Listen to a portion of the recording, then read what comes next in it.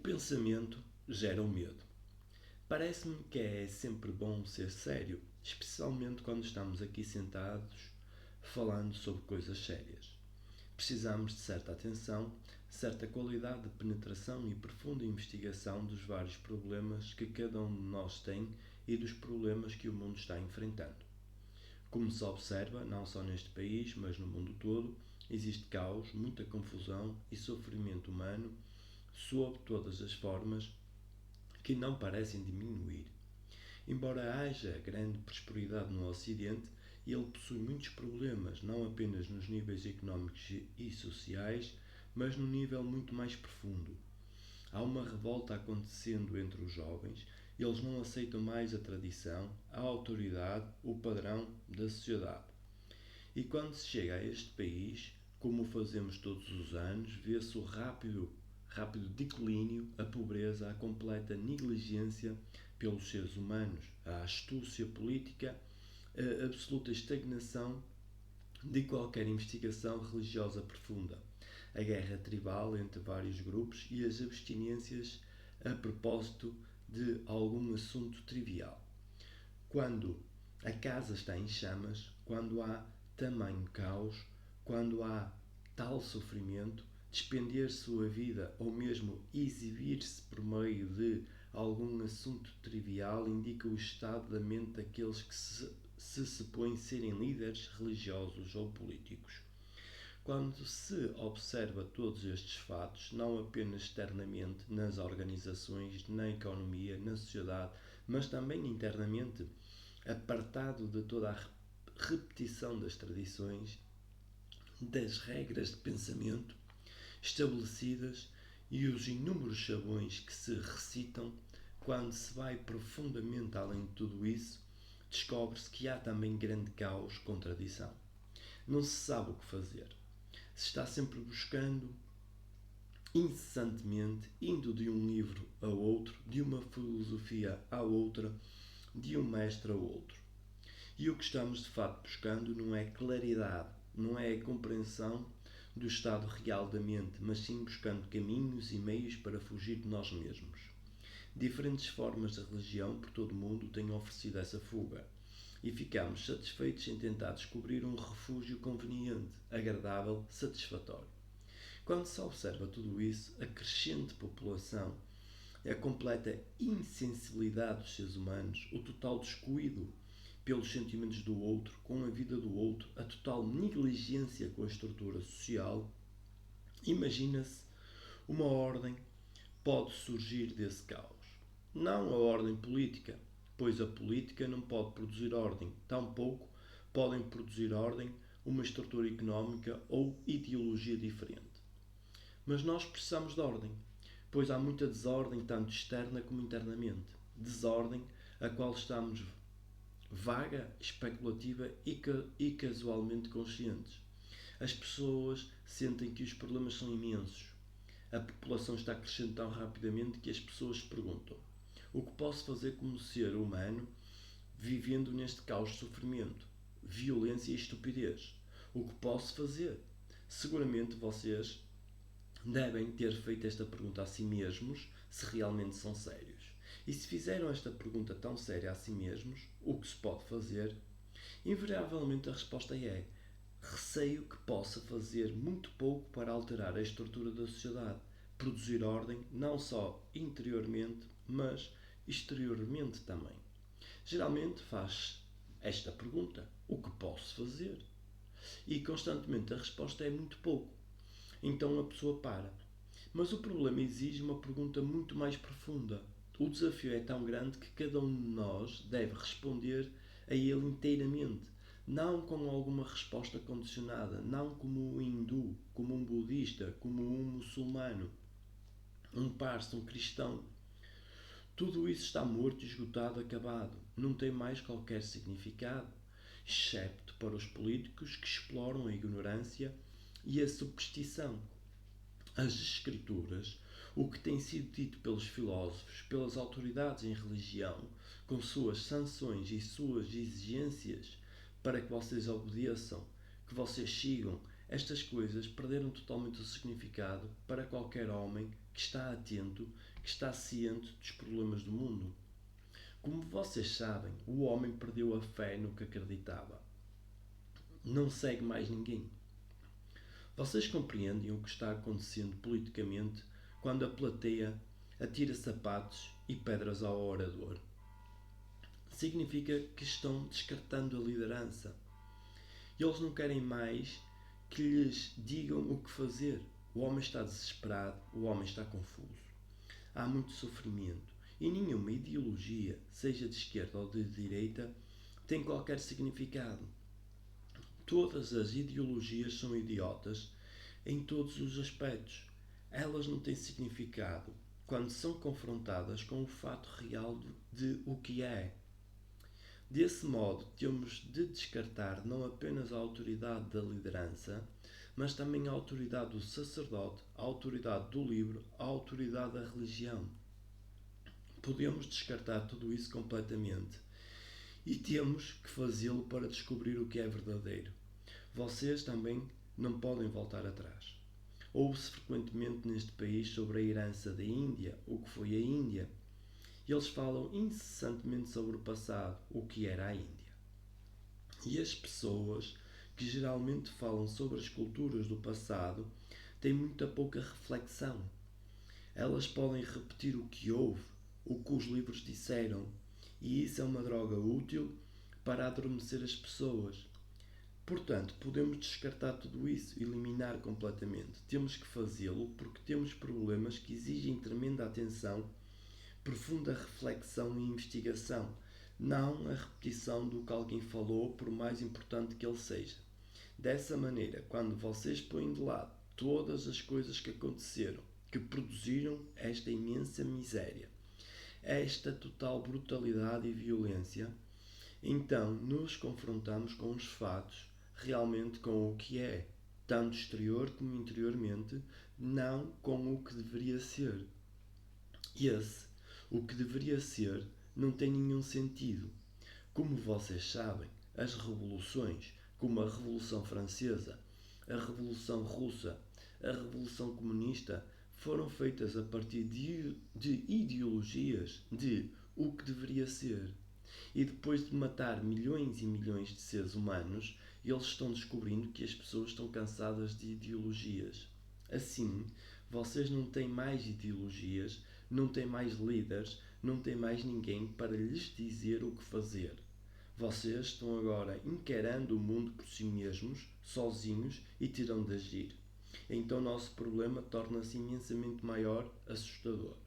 Vocês, como seres humanos, sozinhos, sem qualquer apoio de alguém, têm de refletir claramente sobre os problemas e agir sem nenhuma confusão, de modo a tornarem-se um oásis num deserto de ideias. Vocês sabem o que é um oásis? É um lugar com algumas árvores, água e alguma pastagem num vasto deserto onde não existe nada além de areia e confusão. É isso que cada um de nós tem que ser atualmente, um oásis onde estamos, de modo que cada um de nós seja livre, esclarecido, não confuso e possa agir não de acordo com a inclinação pessoal ou de acordo com o próprio temperamento ou compelido pelas circunstâncias. Portanto, o desafio é muito grande e vocês não podem responder escapando dele. Está à sua porta. Desse modo, vocês têm que fazer um balanço, têm que olhar à sua volta, têm que descobrir o que fazer por si mesmos.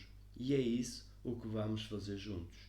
O orador não vai dizer a vocês o que fazer porque para ele não existe nenhuma autoridade. E isso é muito importante que vocês compreendam, que toda a autoridade espiritual chegou ao fim porque levou à confusão, ao sofrimento infinito, ao conflito. Apenas a maioria ingênua é sua seguidora. Então, se pudermos pôr de lado toda a autoridade, então poderemos começar a investigar, a explorar. E para explorar, vocês deveriam ter energia. Não apenas energia física, mas energia mental, quando o cérebro funciona ativamente, não embotado pela repetição. Só quando existe atrito é que a energia é desperdiçada. Por favor, acompanhem um pouco isso. Não aceitem o que o orador diz, porque isso não é importante. Estamos interessados na liberdade, não um tipo específico de liberdade, mas a total liberdade do homem. Desse modo, precisamos de energia não apenas para originar uma grande revolução psicológica e espiritual em nós mesmos, mas também para investigar, olhar, agir. E enquanto houver atrito de qualquer espécie, atrito na relação entre marido e esposa, entre os homens, entre uma comunidade e outra, e entre um país e outro, externa ou internamente, enquanto houver conflito de qualquer tipo, por mais sutil que seja, há um desperdício de energia e há o ápice de energia quando existe liberdade. Agora nós vamos investigar e descobrir por nós mesmos como nos libertar desse atrito, desse conflito. Vocês e eu vamos fazer uma viagem nisso, explorar, investigar, perguntar, nunca seguir. Portanto, para investigar deve haver liberdade. E não existe liberdade quando existe medo. Somos conduzidos pelo medo, não só exterior, mas interiormente. Existe o medo externo de perder um emprego, de não ter comida suficiente, de perder sua posição, de seu chefe se comportar de modo ofensivo. Internamente também existe uma grande quantidade de medo. Medo de não ser, de não tornar-se um sucesso, o medo da morte, o medo da solidão, o medo de não ser amado, o medo do completo tédio e assim por diante. Então existe este medo, e é este medo que impede a investigação de todos os problemas e se libertar deles. É este medo que impede uma profunda investigação dentro de nós mesmos. Então, nosso problema realmente essencial é nos livrarmos do medo. Vocês sabem o que o medo faz? Obscurece a mente, torna a mente embotada. A partir do medo existe a violência. A partir do medo existe essa adoração por algo que não sabem nada a respeito. E por essa razão vocês inventam ideias, imagens feitas pela mão ou pela mente e diferentes filosofias. E quanto mais perto se é, mais se tem autoridade na sua voz e na sua postura, mais o ignorante o segue. Então o nosso primeiro interesse é possível estarmos totalmente livres do medo? Por favor, façam esta pergunta a si mesmos e descubram. Durante estas 4 palestras, o que vocês estão tentando fazer é provocar uma ação por parte de um ser humano no mundo que é um deserto, que está em confusão, que é violento, de modo que cada um de nós se torna um oásis. E para descobrir isso e dar origem a essa lucidez, essa clareza, de modo que a mente seja capaz de ir muito além de todo o pensamento, deve haver, primeiro, a liberdade de todo o medo. Assim, em primeiro lugar, existe o medo físico, que é a reação animal. Porque herdamos muita coisa do animal. Uma grande parte da estrutura do nosso cérebro é uma herança do animal. Isso é um fato científico, não é uma teoria, é um fato. Os animais são violentos, igualmente o são os seres humanos. Os animais são ávidos, adoram ser adulados, adoram ser mimados, gostam de buscar conforto, igualmente o fazem os seres humanos. Os animais são aquisitivos, competitivos, os seres humanos também o são. Os animais vivem em grupos e os seres humanos também gostam de se organizar em grupos. Os animais têm uma estrutura social, os seres humanos também. Podemos entrar muito em mais detalhes, mas é suficiente para ver que existe muito em nós que é ainda do animal. E é possível para nós não apenas ficarmos livres do animal, mas também irmos além disso e descobrirmos, não apenas verbalmente, mas descobrir de fato, se a mente pode ir além do condicionamento da sociedade, da cultura na qual foi formada. Para descobrir ou alcançar algo, é de uma dimensão totalmente diferente, deve-se libertar do medo. Obviamente, reação de autoproteção não é medo. Precisamos de alimento, roupas e abrigo. Todos nós, não apenas o rico, não apenas o poderoso, todos precisam disso. E isso não pode ser resolvido pelos políticos. Os políticos dividirem o mundo em países como Índia, cada um com o seu governo soberano, cada um com o seu exército e todo este absurdo nocivo do nacionalismo. Existe um único problema político e esse consiste em produzir a unidade humana. E isso não pode ser ocasionado se vocês se prendem às suas nacionalidades, às suas divisões triviais de norte, sul, o Telugu, o Tamil, o Gujarati e demais. Tudo isso se torna muito infantil. Quando a casa está pegando fogo, senhor, você não fala sobre o homem que está trazendo água.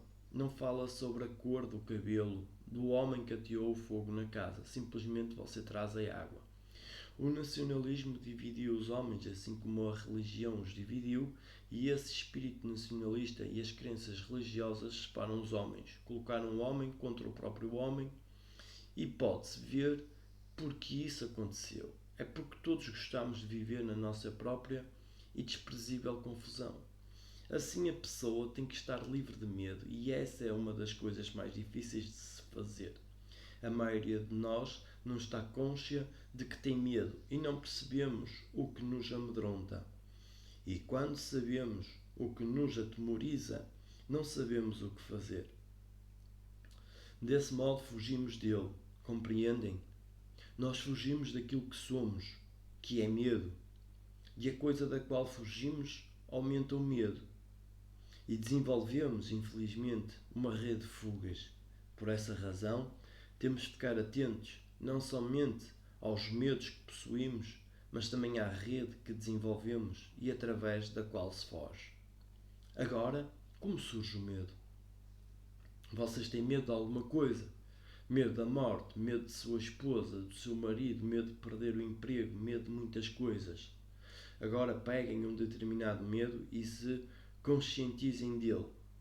Vamos examinar como ele surge e o que podemos fazer a respeito, como resolvê-lo completamente. Então, estabeleceremos uma relação correta entre vocês e o orador. Isto não é psicologia de massa ou autopsicanálise coletiva, mas uma investigação sobre certos fatos que temos de enfrentar juntos. Como surge o medo? Medo do amanhã, medo de perder o emprego, medo da morte, medo de ficar doente, medo da dor. O medo implica um processo de pensamento sobre o futuro ou sobre o passado. Tenho medo do amanhã, do que pode acontecer. Tenho medo da morte. Ela ainda está distante, mas tenho medo dela. Agora, o que origina o medo? O medo existe sempre em relação a alguma coisa. De outro modo, não existe medo. Dessa forma, temos medo do amanhã, ou do que aconteceu, ou do que acontecerá. O que provocou o medo? Não é o pensamento? Eu penso que poderia perder o emprego amanhã, portanto fico apreensivo. Eu poderia morrer e não quero morrer. Tenho levado uma vida infeliz, ruim, feia, violenta. Uma vida insensível, sem qualquer sentimento. Mas, contudo, não quero morrer. E o pensamento projeta o futuro na forma de morte e tenho medo disso. Estão acompanhando tudo isto? Por favor, não aceitem simplesmente as palavras. Não escutem apenas algumas palavras, mas realmente ouçam, porque é o problema de vocês. Essa questão do medo é seu problema cotidiano. Estejam vocês dormindo ou acordados, vocês têm de resolvê-los por si mesmos. Ninguém irá fazê-lo por vocês. Nenhum mantra, nenhuma meditação, nenhum Deus, nenhum sacerdote, nenhum governo, nenhum analista, ninguém vai resolvê-lo por vocês. Então, tem que compreendê-lo, tem que ir além dele. Portanto, por favor, escutem.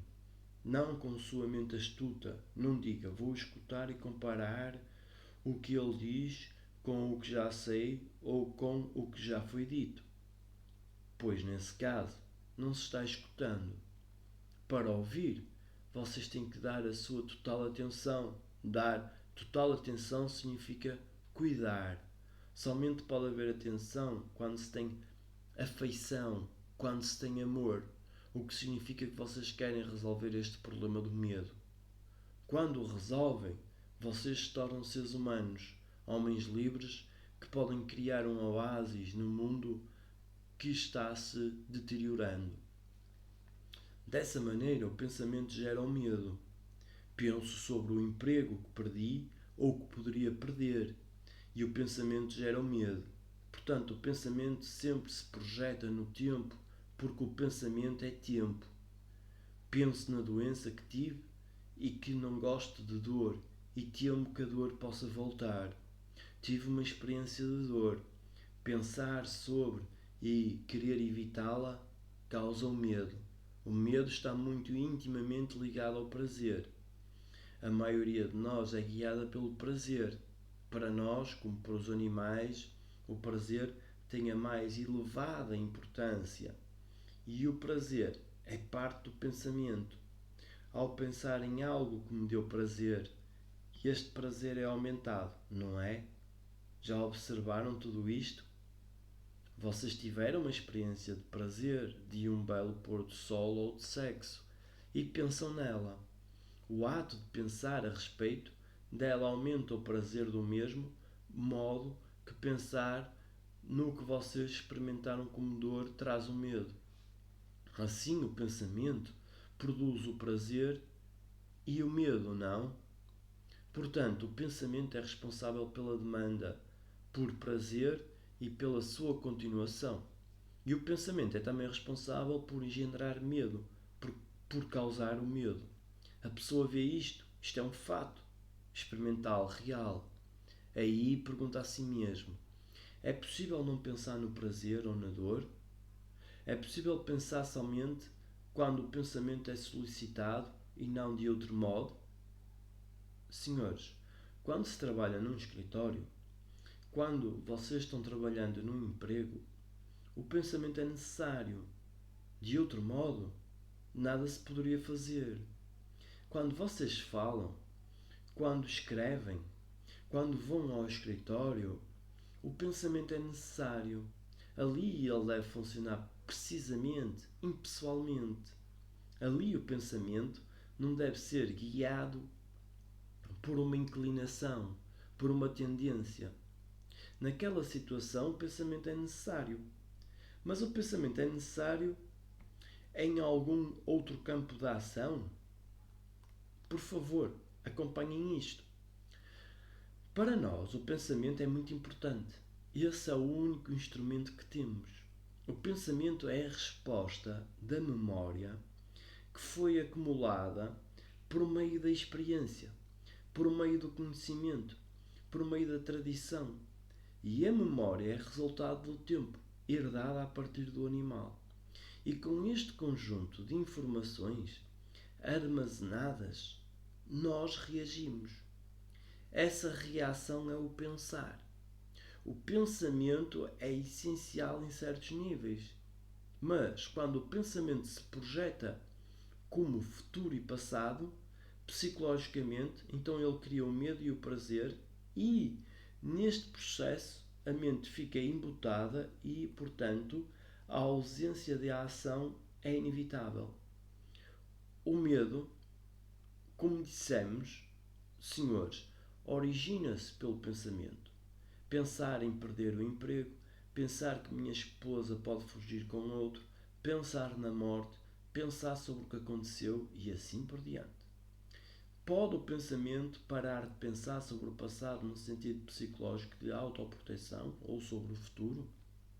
Vocês compreendem a pergunta? Observem, senhores, a mente na qual está incluído o cérebro pode inventar e pode dominar o medo. Dominar o medo é reprimi-lo, discipliná-lo, controlá-lo, transformá-lo em alguma outra coisa. Mas tudo isso implica atrito, não é? Quando estou com medo Digo a mim mesmo: devo controlá-lo, devo fugir dele, devo superá-lo. Tudo isso implica conflito, não é? E esse conflito é desperdício de energia. Mas, se eu entendesse como o medo surge, então poderia lidar com ele. Observo como o pensamento criou medo. Então me pergunto: é possível o pensamento parar? Caso contrário, o medo continuará. E em seguida me pergunto: por que penso no futuro? Por que penso no amanhã? Ou por que penso no que aconteceu ontem em termos de dor ou prazer? Por favor, ouçam calmamente. Sabemos que o pensamento cria medo. Uma das funções do pensamento é estar ocupado, estar pensando em alguma coisa o tempo todo. Como a dona de casa que pensa na comida, nos filhos, na limpeza. Essa é toda a ocupação dela. Retira essa ocupação e ela ficará perdida, se sentirá completamente desconfortável, solitária, angustiada. Ou tire Deus do homem, que o adora, cuja ocupação é Deus, ele ficará totalmente perdido. Assim, o pensamento tem que estar ocupado com uma coisa ou outra, seja consigo mesmo, ou com a política, ou como criar um mundo diferente, uma ideologia diferente e assim por diante. A mente deve estar ocupada. E a maioria de nós quer estar ocupado. De outro modo, nos sentiremos perdidos, de outro modo, não saberemos o que fazer, estaremos sozinhos, seremos confrontados com aquilo que realmente somos. Compreende? Assim fica-se ocupado. O pensamento está ocupado, o que impede de olhar para si mesmo, para o que de fato somos. Estamos interessados em criar um mundo diferente, uma ordem social diferente.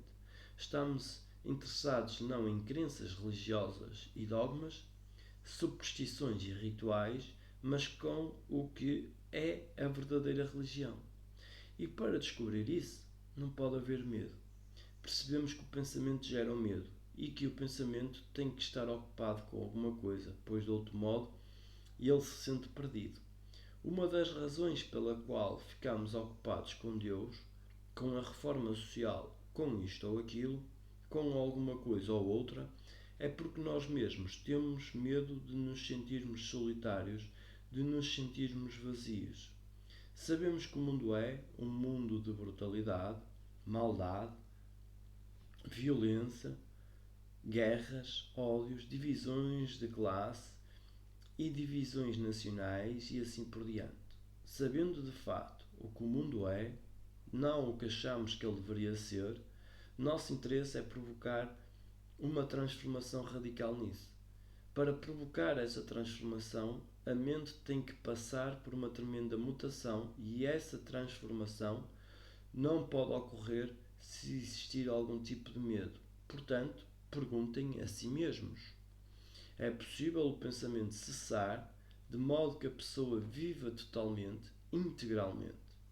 Já notaram que quando prestam a atenção completamente, quando dão sua completa atenção a alguma coisa, não existe observador e, portanto, não existe pensador. Não existe centro a partir do qual se está observando? Façam isso alguma vez. Deem sua absoluta atenção. Não concentração. Concentração é a forma mais ridícula de pensamento. Isso qualquer estudante de colégio pode fazer. O que estamos falando é de atenção. Isso é, dar atenção. Se vocês estiverem escutando agora com todo o seu ser, com a mente, com o seu cérebro, com os seus nervos, com sua total energia, escutando, não aceitando, não contradizendo, não comparando, mas de fato escutando com total atenção, existe alguma entidade que está escutando, que está observando? Vocês descobrirão que absolutamente não existe observador. Agora, quando olhar para uma árvore, olhe com completa atenção. Há tantas árvores aqui, olhem para elas. Quando vocês escutarem o som dos corvos recolhendo-se à noite, escutem isso totalmente. Não digam, eu gosto deste som, ou eu não gosto desse som. Escutem-no com o seu coração, com a sua mente, com o seu cérebro, com os seus nervos, completamente. Vejam assim também a árvore, sem a interferência do pensamento, o que significa sem espaço entre o observador e o objeto observado. Quando vocês dão tal atenção total e completa, de fato não existe observador. E é o observador que gera o medo, porque o observador é o centro do pensamento. E ele é o eu, o ego. O observador é o sensor. Quando não existe nenhum pensamento, não existe observador. E esse estado não é um espaço em branco. Isso exige muita investigação, jamais aceitar qualquer coisa. Vocês sabem, têm aceitado a vida inteira, aceitaram a tradição, aceitaram a família, aceitaram a sociedade como ela é. Vocês são simplesmente uma entidade que diz sim. Nunca dizem não a qualquer destas coisas. E quando dizem não, é apenas por revolta. E a revolta cria o seu próprio padrão, o qual se torna um hábito, uma tradição. Mas se vocês compreenderem toda a estrutura social, verão que ela se baseia no conflito, na competição e na desapiedada afirmação de si mesmo a qualquer preço, seja em nome de Deus, ou em nome do país, ou em nome da paz e assim por diante. Desse modo, para estarem livres do medo, apliquem uma atenção total. Na próxima vez que o medo surgir em sua mente, medo do que vai acontecer ou medo de que alguma coisa que já aconteceu possa voltar a acontecer, dediquem sua completa atenção. Não fugem dele, não tentem transformá-lo, nem tentem controlá-lo, não tentem reprimi-lo. Fiquem com ele totalmente, completamente, com toda a atenção. Então verão que, por não existir observador, não existe absolutamente qualquer medo. Uma das nossas falácias peculiares é que pensamos existir o inconsciente, uma coisa profundamente enraizada que irá trazer o medo em diferentes formas. Compreendem?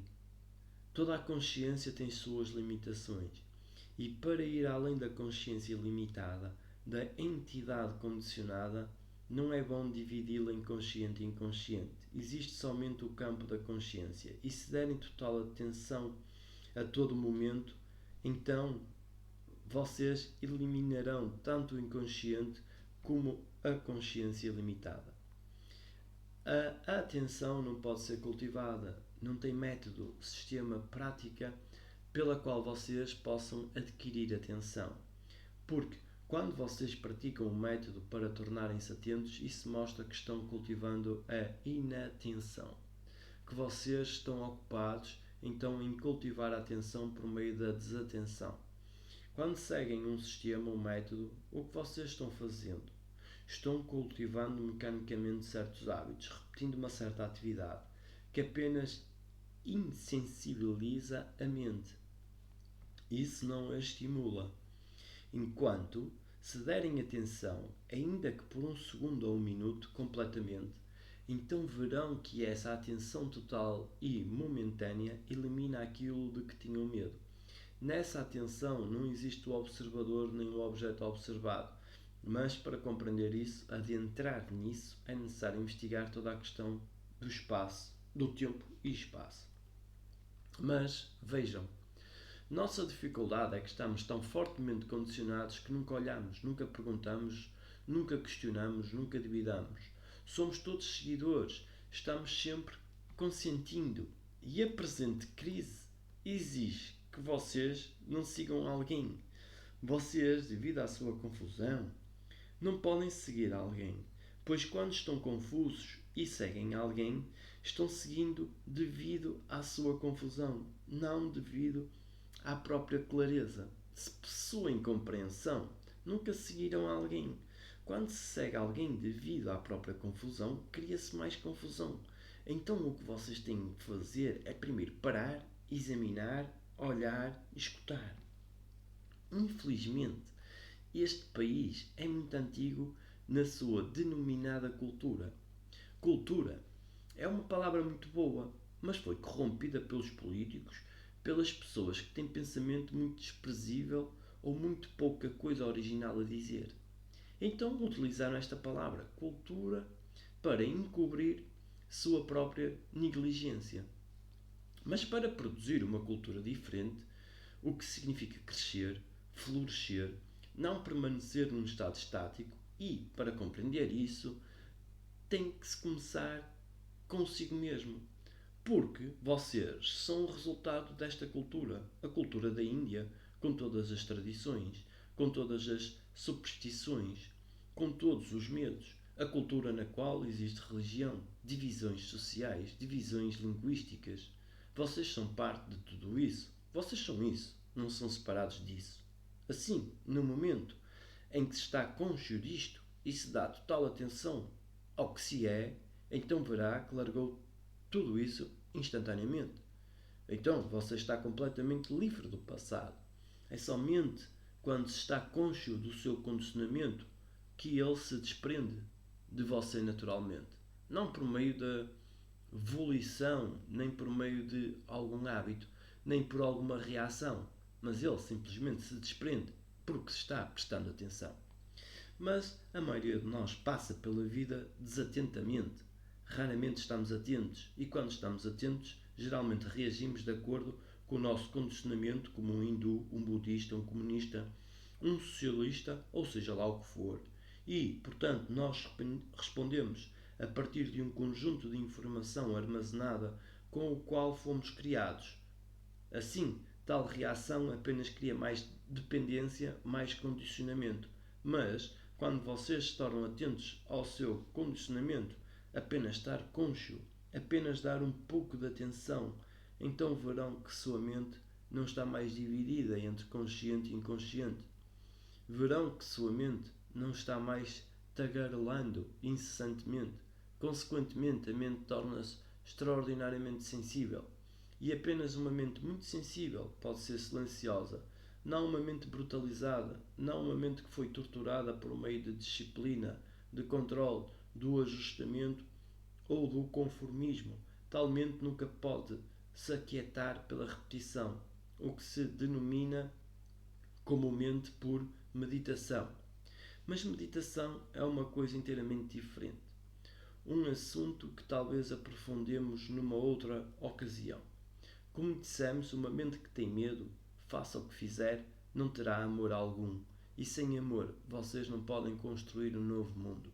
Sem amor, não pode haver nenhum oásis. E vocês, como seres humanos, criaram essa estrutura social na qual estão presos.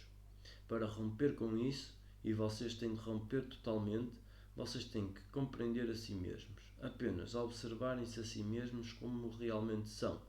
A partir dessa clareza surge a ação e então descobrirão por si mesmos uma nova qualidade de viver, um novo modo de vida que não é repetitivo, que não é de conformidade, que não é imitação, uma vida que é realmente livre e, portanto, uma vida que abre a porta para alguma coisa que está além de todo o pensamento.